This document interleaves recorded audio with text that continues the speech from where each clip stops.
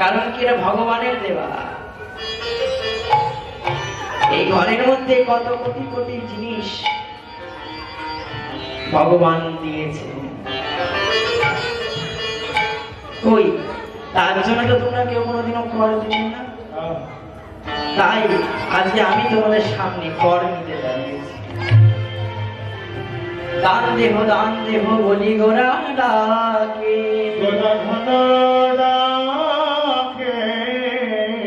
দেহদান দেহদান দেহদান দেহদান দেহদান দেহদান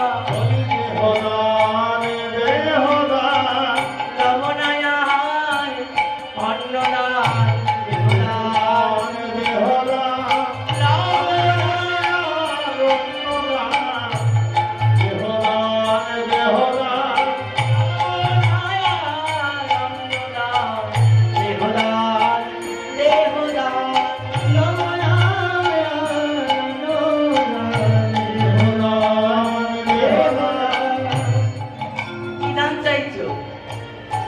কি দান চাইছো বলা? কি দেব? দেহদান মানে, আমার কথাটা ভালো করে শোনো, দেহদান মানে কি দান চাইছো? দেহদান মানে দুটো জিনিস হয় কিন্তু মা। দেহদান অর্থাৎ আমাকে দানটা দাও, আরেকটা জিনিস হয় কি, এই দেহখানি দান করে দাও।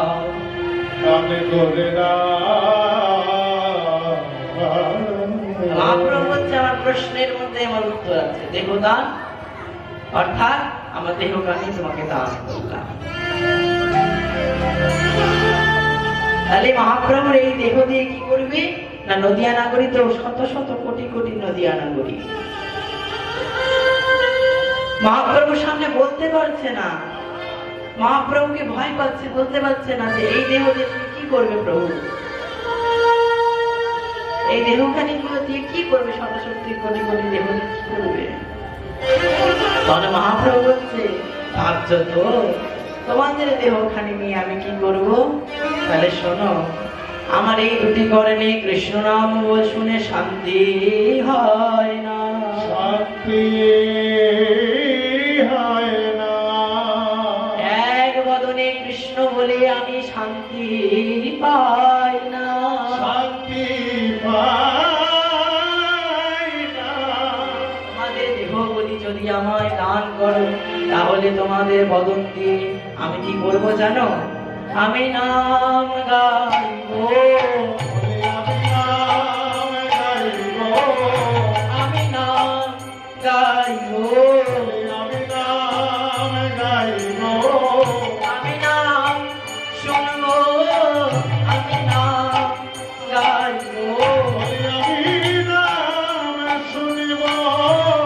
আমি নাম গাইবো।